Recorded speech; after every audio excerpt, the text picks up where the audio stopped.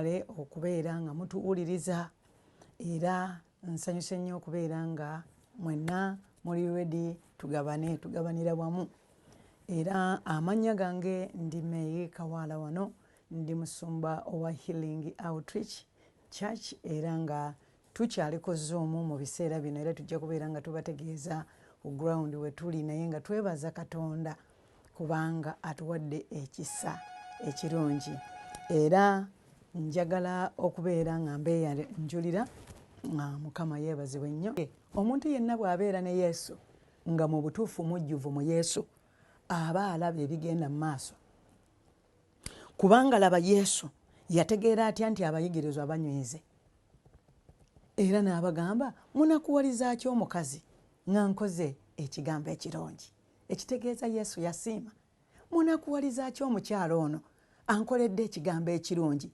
Bayibuli wano egamba nti anziraze. Ekigambo ekyo nakyagadde nkyagala. Anziraze. Kankikuddiremu kirabe. Agambye munakuwaliza ki omukazi kubanga nkoze ekigambo ekirungi. Kubanga abaavu be muli nabo bulijjo naye temuli nange bulijjo. Kubanga bw'afusa amafuta gano ku mubiri gwange anziraze. Anziraze ekigambo ky'amaanyi nnyo. Anziraze anziise ampadde nga sinnava mu nsi. Wano nno wali ebyokuyiga. Bano baali bayigirizwa ne banyiiga kubanga omukazi awadde ekirungi Yesu. Nga bw'onoobeera eyo bulijjo weewuunya nti bannaye mukwano gwange nankola bino, kale mukwano gwange yanjogerako, bannaye n'ayogera bye twayogera mu kyama. Wali olowooza otya? Omukwano guli ogwo gwokka gwe weetaaga ye Katonda. Katonda yekka bw'omukkiriza bw'oti yagenda yakusobozesa okukonnekitinga ku mikwano egisaanira obulamu bwo kubanga yakumanyi. Amanyi omutima gwo, amanyi ky'oyagala. Kakati ye Mukama kyakola bw'omala omukwana ng'agamba nalumansi waliyo emikwano egigenda okuyamba. Bano bagenda kubanga bakutegeera. Bajja kwagala nga bw'oli. Kyova olaba n'abanoonya obufumbo. Onoonya mukyala wa kuwasa, onoonya mwami wa kufumbirwa. Otambudde naye ekkubo liri muli erya Yesu gw'okkiriza n'alyoka akufunira olulenzi olutuufu lw'onoonyeza ebbanga. N'akulyoka akufunira omukyala akusaanira atagenda kukujooga, agenda okukulaba nga ddala oli mwami, akuwa ekitiibwa, akwagale nga bw'oli ne bwe muba temunnafuna kubanga obufumbo bulinga kikajjo. Butandikira eno awatawooma. Osanze omwami bambi yezimba bwezimbi, talina ne waakusula. Oluusi musuzaawo mu kitebe mweyazaawo wansi. Omufumbiddwa munnaye mwalabagana ne mwagalana. Kati embaga ewedde akulagidde ddala amazima waasula. Mugenda okuggula oluggi n'omubuuza ekitanda kirire wanga weekiri. Awo no bitandise okukubuguma. Bw'oba wayagala bintu kakati otandise okubuuza omwami biriwa, obusepiti buliwa. Nga n'obusepiti tebulabika, munnaye ebbinika yiiyaawo teekamu omukyere. Bwe mumala ne mujooza ate ne muteekamu kyayi. Okiwulira? Naye mutandisa amaka. Oyo Katonda gwakuwadde y'oyo gw'otandika naye. Katonda yennyini bw'omunywererako ye Katonda agaggawaza. Ye Katonda awa omukisa. Ofunye omuntu wo oyo mutima ku mutima. Omanyi ye Katonda alaba mitima. Kati wano Katonda olaba yalaba emitima gy'abayigirizwa. N'agiraba bano abayigiriza n'abalaba nga banyiivu. Katonda atulabirawo. Kyova olaba nti bwe mbeera mu Yesu mwagala kubanga omutima gwange bwe mba nsoma ekigambo gukyusa obulamu bwange ne gukyusa omutima gwange. Kati olw'okuba ow'omukwano Katonda atudde mu nze ne bwe ndaba omuntu omwoyo ayawula emyoyo antegeeza omuntu oyo omutima gwe. Wali obaddeko ng'otambula nga ddala oli mu Mukama bulungi, omanya environment gy'oyingiddemu era kino kye kikola n'enjawulo. N'amakanisa ge tugendamu si buli kkanisa nti ogina gibeeramu. Ezimu kkanisa tezirina ku musingi gwa Mukama naye eriyo gy'oyingiramu n'osangira ddala nga ddala waliwo okubeerawo kw'obwa Katonda. Omutima gwa Mukama gukugamba nti awo w'oba ogenda. Omuntu gw'osabidde n'ogamba Mukama njagala mukyala wa kuwasa, olumulaba bw'oti Mukama n'agamba y'oyo. Eriyo bangi abalina obujulizi. nze nange nina obujulizi nja kububawa naye kammaleyo wano tunaatera okumaliriza. Yesu yalaba emitima gy'abayigirizwa nga gitokooterera nga minyiivu.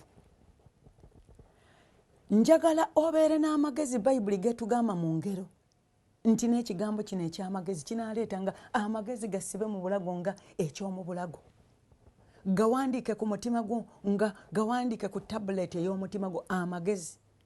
Mu ngero essuula esooka olunyiriri omul'omusanvu agamba nti mu kutya Mukama amagezi mugakola ki? Mugasookera. Ekitegeeza Katonda gwe twetaaga n'atuwa ki? Amagezi n'atubikkulira ne tumanya ekyokukola. Kaakati bwe mba nina mukwano gwange nga ddala nkuyita wa mukwano, ate lwaki nkukola ebintu ebikyamu ebitalaga nti ndi mukwano gwo? Kaakati naawo weetaagawo amagezi. Ekintu gwe ky'otamanya ng'olina omuntu gw'olowooza nti omuyita mukwano naye ng'oli mukwano oguli feeke, kyennyingenda okwogera. Omukwano oguli feeke gukulimbalimba n'ebigambo n'ateekako kasimayiro naye nga sikko. Naye bw'obeera omuntu alina Katonda, omutima gwo muli olw'okuba gujjudde Katonda, gujjudde ekigambo mu ssera ekigambo ekirungi ekitudde ku mutima gwo, omuntu ono Katonda amukubikkulira. Eriyo emikwano nga gikwetoolodde naye nga girina motivu ndala nga tegikwagaliza. Kakati wano mu bayigirizwa era bw'olaba ne Yesu we yatuukira okukomererwa, laba Peetero bonna bagamba Mukama wange w'oligwa wendigwa. Naye Yesu we biseera bwe byatuuka ebizibu, Yesu yali yamugamba nako n'agamba nti enkoko eneeba tennakookolima emirundi 3 ng'omaze okunneegaana. Ono Yuda Isikaliyooti yennyini yaliraananga Yesu ye ng'ategese kumutunda. Era wano wennyini we wali ebigambo tujja kuba tubiyiga. Best friend naye ng'ategese kutunda. W'olinnya waase n'ettaka akulamuza yew'omukwano. Naye buli mukwano gw'ofuna w'oluganda kyenjagala okutegeeza kikino nti omukwano gwo gubeerenga mu Katonda. Sabanga Katonda akuluŋŋamya awali emikwano emituufu. Sabanga Katonda akuluŋŋamya awali ekkanisa entuufu. Sabanga Katonda akuluŋŋamya omukyala gw'oyagala okuwasa omutuufu. Agenda kumukuwa. Oyinza okuba nga ebiro birudde naye Katonda takeerewa. Katonda ajjira mu kiseera ekituufu. Oyinza okuba ng'onoonya mwami wakufumbirwa ng'ogamba bannaye weeyogerako nogwe weeyogerako n'ogamba bannaye nze nadiba. Ebyo gw'obyogera. Era wano tuyize nti ekigambo kino kyekyobulamu, ekigambo ky'oyisa mu kamwa era kyekigenda okkakata. Bw'oba ogamba nti wadiba era gwe waggwa dda. Naye olwaleero kyayinza n'okukyusa ebigambo by'akamwako. Ekigambo kino nga bwe tugambye nti bwe tukisoma emisana n'ekiro, Bayibuli etugamba tukirowoolezeemu. Buli lw'osoma Bayibuli todduka buddusi kugenda mu katale kutunda bintu. Beerako n'akadde gula obudde bwa Mukama. Leka Mukama abeere nga yasooka mu bulamu bwo. Gula obudde bwa Katonda. Bw'oba onoofuluma ssaawa 11 ng'emirimu gyo bwe gityo bwe giri, laba nti gamba nti ku ssaawa nga 9 nina okuba mu maaso ga Katonda. Nfuneyo tayimu obudde nsome ku kigambo. Somayo chapter, scripture, bw'omala siriikiriramu. Lowooza ku ky'osomye. Kakati bw'omala okusiriikiriramu n'okirowoozaako bw'oti, kiringanga kubeera nga owandiise ebigambo ku kompyuta ate n'oprinting olupapula. Olaba olupapula we rufulumya bwe otayipinze n'okusoma ekigambo kya Katonda bwe kityo bwe kiri. Otayipinga wano bwe mba nsoma, ntayipinga. Bwe ntandika meditation bwe nti buli kye mbadde nsoma nkirowoolezaamu ne kyewandiika ku bwongo bwange, ku kompyuta y'obwongo bwange, ku mutima, ku tablet. Bwe mmala ne ŋŋenda ne nyiga print n'ebigambo ne bifuluma. Kyova olaba nti ekiri ku mutima gw'omuntu akamwa kakifulumya. Kubanga bye wasomye ebiri ku birowoozo byo n'omutima gwo bye bigenda okufuluma. Era eyo y'enjawulo ebeera mu bantu. Omuntu nga bw'ayogera, omuntu tayawukana ku njogera ye.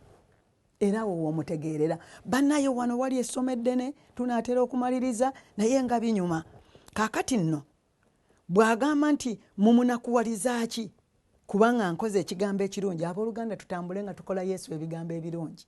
Nababuuliddeko eyo yonna gy'osabira oba gy'oyita. Buli lw'oyamba omunaku okoze Katonda ekirungi.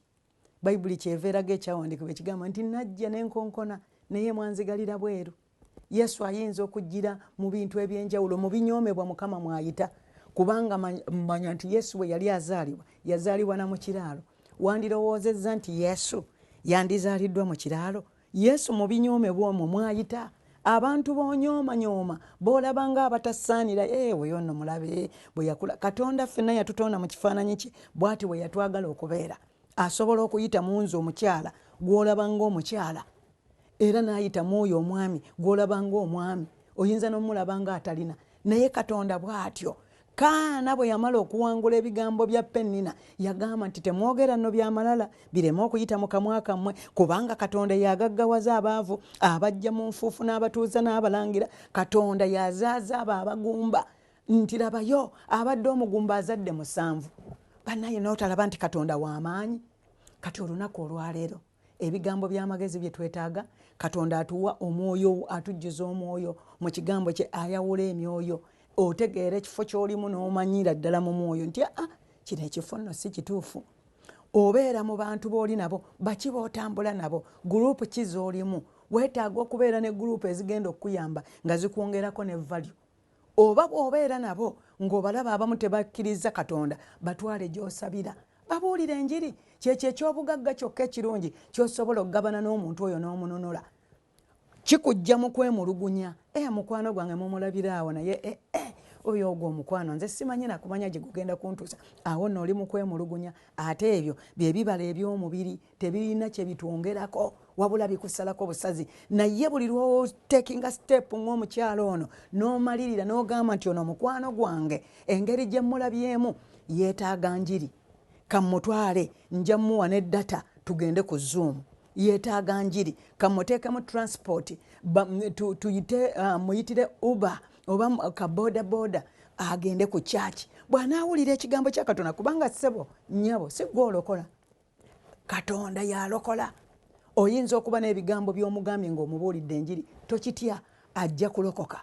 Amaanyi ga Mukama, awulidde ekigambo, Katonda yafukirira era yalokola. So gw'omaze okugaba, gaba ku kigambo ekirungi ekyo Katonda kyakkoledde, era onoofuna omukisa. Nga tumalayo agambye mu 11 n'agamba nti kubanga abaavu be muli nabo bulijjo, naye temuli nange. Bano abayigiriza obusungu bwe babakwata ne bagamba nti kalaga amafuta gafudde ki, bandigatunzeemu dinaali eziwera, sente ezivaamu ne ziyamba abaavu. Okimanyi nti omuntu atayagaliza abeerawo n'ateekawo emboozi enyumirawo ng'alinga akitegeeza naye ng'ate si kyategeeza. Olowooza abayigirizwa bwe babanga tebaayagaliza Yesu omusajja owa Katonda gwe batambula naye ne baagaliza abaavu? Ekyo nno kibuuzo osobola okiddamu. Bwe babanga tebaasanyuka omukyala ono ng'aleese ekirabo eri Yesu nga tebakiraba, nga mukwano gwo talaba birungi by'ofuna, ne buli kyofuna bw'oba otaddeko akagoye akalungi naga naye ate ako tekakunyumidde.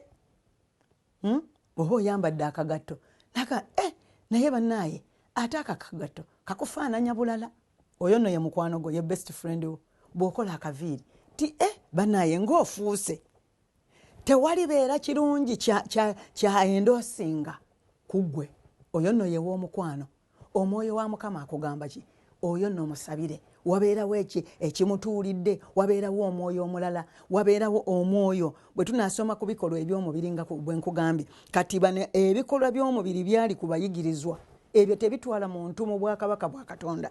Ne mukwano gwo bw'abeera ng'alina obujja gy'oli ng'ate agamba mukwano gwo, obujja buzaala ekyambika, butandika mpola mpola, naye n'aba akuyiiyiriza nga bw'olaba Esikaliyoti bwe yali ayiiyiriza ng'abaliridde nga ayiiyiriza Yesu, yamuyiiyiriza n'amutunda.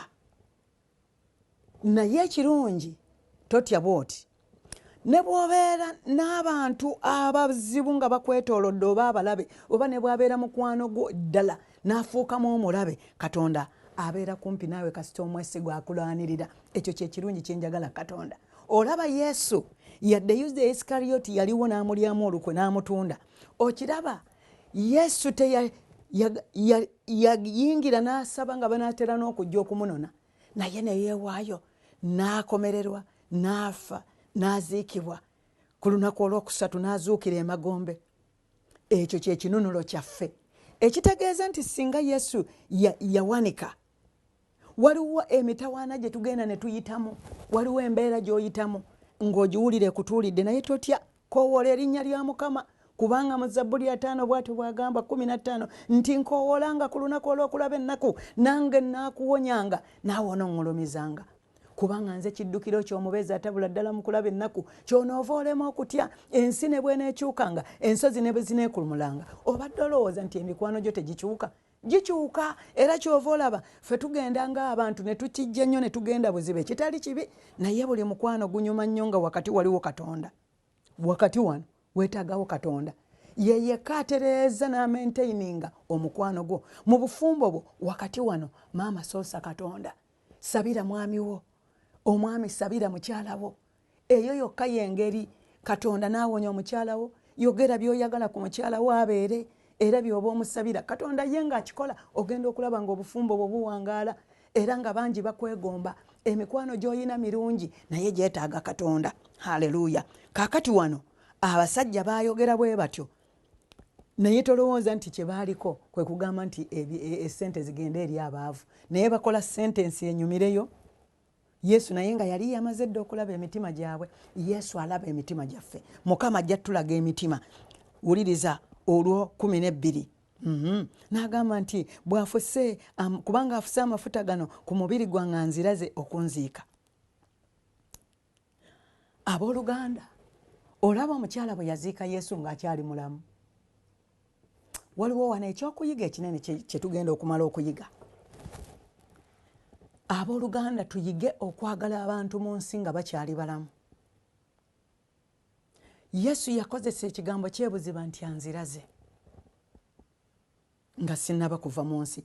Ebiseera ebisinga abantu ate tubaagala bali wali nga bamaze kugenda, ne tulyoka tujjayo obutitimbe bw'ensimbi, ne tulyoka tuleeta emmere. Oli afudde akamwa kaliwe kati wamu tasobola na kulya ku byoleese. Naye owooluganda kiri kitya bwe twagala ku bantu, bwe tuyisa abantu obulungi. Ekyewuunyisa, omuntu bw'aba ali mulamu mu nsi tufuba nnyo okumuyigganya n'okumukuba n'okumuvuma n'okukola ki nga mulamu. Naye wano omukyala yakola ekikolwa kye twagala tuyige. Gaba ku kyofunye ekirungi eri omuntu oyo, omuntu oyo addamu essanyu, omuntu oyo ategeera ng'omwagala. Owooluganda, twagala abantu nga bakyali balamu, kubanga bwe bavaawo byonna bye tuleeta tewaliwo kyajja kulyako. Anyway, oba okoze obulungi oleetedde abantu, naye abantu tubasiime nga bakyali mu nsi. Yagala omuntu ng'akyali mu nsi, muyambe ng'akyali mu nsi. Abantu bangi abeetaaga obuyambi. Oyo yennyini ne gw'otamanyi, Bayibuli kyeva etugamba, Yesu agamba nti n'omulabe wo bw'ajja ng'asaba ekyokulya omuwanga, togamba nga nti onodde enkya. Oyo nno ye Katonda. Yamba omuntu, yagala omuntu, tuve mu kuwalana, tuve mu kukunya abantu, tuve mu kutta emitima gy'abantu, n'okunya omuntu, n'okunya omwana w'omuntu, omutima gwe n'ogukukunya ng'oyagala losing self esteem. Bannaye bino ebintu ku lunaku olw'enkomerero ebyo by'olituuka wali wandibadde oyingira eggulu amakubo gali abiri, naye bw'otuuka wali nga bagamba gwe oli weeno. Otuuka wali oba wakayingira ng'olaba ka vidiyo kakulaga abantu b'obadde okyawa, kakulaga gurupu z'obaddemu zinkyayiraako. Gw'oli mu kunkyayirako tujja muvuma, tujja mukuba, tujja mulabisa ekibula, gwe weewaana nti oli muvumi bakugula n'okugula, okuba ovuma okola byonna. Oyo nja mujjawo, oyo nja muloga, oyo ajja kusuba obulamu. Naye waliwo ekintu ekimu Katonda kyatulaze kati. Bw'olaba COVID nga zze atta buli kimu, abayita ab'amaanyi, abagagga, abalogo, abakwata emmundu. Teriiyo muntu ayinza kujjayo mmundu n'akuba COVID. Ba expert bonna, abasawo, ab'amaanyi. Olaba olumbe lutayidde lwasuulasuula abantu wano mu Amerika, ate nga COVID omuwulira nga azzeemu. Kiri kitya? Katonda yekka ye w'amaanyi, kye kiddukiro kyaffe. Omutuukirivu gy'addukira n'abeera mirembe. Soma Ngero 18 olunyiriri olw'10. Agamba nti Katonda kye kiddukiro kyaffe eky'amaanyi, omutuukirivu mwaddukira ne yeekweka n'abeera mirembe n'awona. Katonda yekka gwe tukola gwe twetaaga. Naye nvudde ku point egamba nti abooluganda, obadde olina omuntu gw'okyunya, okyawa bukyayi omuntu nga talina na kyakkoze. Olaba mukyala nga yeetambulira mirembe, ali ne mwami we, n'ogamba oyo atambula atya mu bufumbo nga nze sifumbirwanga, n'omuwalana. n'owaana n'omusajja ng'alina famire ye n'omutandikako n'omubuza emirembe. Abaana babeera mu masomero ne bawalana baana bannaabwe ne bakuba abaana abamu ne babatta. Abooluganda ekigambo kizze kyakulokoka, kyakwagala Katonda, kyakuziraga. Beerako gw'oziraga. Oli awo oli ku neighborhood gw'olya buli lunaku oyo kyankoko obwana buyitawo obwa neighbor. Maama enjala ebuluma ne butuula ne bukwata ne ku matama. Maama n'akafya akamu bwe kati ne kakubula okugamba ku bwana nti muliire eka wano. Kiyinza okuba nga si kya buli lunaku naye omutima ogugaba n'essanyu ng'omukyala eyagaba waafu. Yesu n'agamba nti omukyala oyo abasinze okuwaayo kubanga yagaba n'essanyu. Tuyige okuwagira omulimu gwa Katonda, tuyige okuyamba abasumba, tuyige okubaagala. Abasajja ba Katonda babuulidde omulimu. Lwaki banditambudde ng'engatto eyasamye bweti? Lwaki banditambudde ng'essuuti yonna eringa ejjudde amazzi? Yambako omusumba mu surprising. Bannaye bino ebigambo bikulu kubanga bwe tutandika mu nsi yaffe nejjula okwagala ekyo Katonda kyatuyitidde olunaku olwaleero. Yesu yagamba nti omukazi akoze eki? Anziise. Yamuziika akyali mulamu. Bayibuli negamba ku Lw'ekumi lwe lusembayo nti mazima mbagamba nti enjiri eno buli gy'enaabuulirwanga mu nsi zonna n'ekyo omukazi ono kyakoze kinaayogerwangako okumujjukira. Ebigambo bye tukola mu nsi ebirungi bituleetera obuteerabirwa. Eyo yeeyitibwa legacy. Owooluganda oli eyo oyagala bw'ova mu nsi weerabirirwe ddala. Bayibuli egamba nti omubi bw'afa ekkubo lye lyerabirirwa ddala ne we yayitanga n'ebifaananyi bye tolaba nako.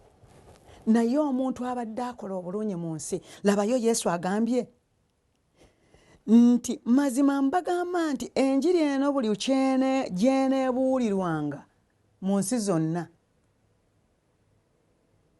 n'ekyo omukazi ono kyakoze kinaayogerwangako okumujjukira. Onooyogerwangako okujjukirwa kubanga okoze obulungi bwa Mukama, kubanga okoze bulungi Yesu. Yesu agambye nti omukazi ono ankoze bulungi, anziraze. Bannaaye, lwaki tusuwa abantu mu nsi ne tubeera ate nga twekubagiza? Nogamba kale singa namuyambanga, banaye kale singa namwagala. Okimanyi nti ne bw'abeera mwana wo ng'omuzadde, abazadde bakyawa abaana, n'asosola omwana, olina abaana 8 naye mulimu omwana, mulimu ekyana, mulimu ebyana, naye nga mulimu omu ye mwana. N'olyoka obeerako omwana omu gw'otunduzza mu maka, bw'omukuba, bw'omusindika kisenge, bw'omusiba emiguwa, bw'omumma emmere. Onoolaba omuzadde ng'asobola okusibira omwana mu kaduukulu n'amalamu wiiki. Bannaaye Katonda azze kutulokola. Ebyo byonna byonna Katonda takyayagala. Bw'obanga oli eyo owooluganda, omuntu yenna owasizza omukyala wamuwasa omwagala, wamulaba omwagala, omutaddeko empeta, naye ye gwe gw'omalirako stress, n'okuba n'osamba n'okuba n'omuleka awaka talina kyakulya, omulowooza kukola ki? Omukyala ofunye omwami wo mulungi n'abamulaba ebweru bamwegomba, yadde naawe omwami oyina omukyala wo mulungi naye ng'akulemye okulabirira. Abali n'ebweru omanyi bwe bagamba omu alindirira n'agamba omusajja oyo kaalisuula omukyala oyo nga ffe tulonda. Oyinza okulowooza nti gw'ofunye omukisa n'ogudibaga. Buli lw'odibaga omukisa gwo ofiirwa. N'olwekyo olunaku olwaleero tuveeyo gye tubadde twedibagidde, tuveeyo gye tubadde tukolera ebitali bya bwa Katonda. Tuwagale Katonda, tukole bulungi abantu kale tubaziike nga tebannava mu nsi, tubaagale nga tebannava mu nsi. Kino Yesu kye yali ayogera. Njagala nnyo Mukama akuwa omukisa, n'olwekyo tusabeko ffenna. Mukama nannyini eggulu n'ensi, nsabira owooluganda ono, neesabira, twesabira, tusonyiwe kubanga tubadde tetwagadde bantu nga bw'oyagala. Tetukoze bulungi bantu, tutambula tubalyamu enkwe, tubavuma, tubogerera bino, omuntu tumulaga nti tumulinga abamuliko, ate n'oludda eno nga tumudda mu mugongo. Mukama tusaasire, otusonyiwe. Nannyini eggulu n'ensi nkusaba gwe Kabaka akabaka, otuyambe, otuwanirire. Taata gwe omulungi ow'ekisa, yamba owooluganda. Gamba nti olwaleero Mukama neenenya mu maaso go, neenenya ebibi byange, nsonyiwa Taata, nyamba, wanirira omutima gwange, ondokole, onyambe, njagale abantu, njagale famire yange, njagale abaana bange, njagale mukazi wange, yagala mwami wo, yagala abasumba bo, yagala abakyala b'abasumba, oyagala abaweereza. Otambule nga weeyagala mu nsi. N'olunaku lwo bwe lulituuka nga Mukama atuwadde emyaka mingi ne bwe tuli batuvudde mu nsi, tunajjukirwanga kubanga tukoze ebirungi Katonda by'ayagala mu nsi, mu linnya erya Yesu Kristo Mukama waffe, amen. Mukama abawe nnyo omukisa. Manya nsigadde nti Maama May Kawaala. Amiina.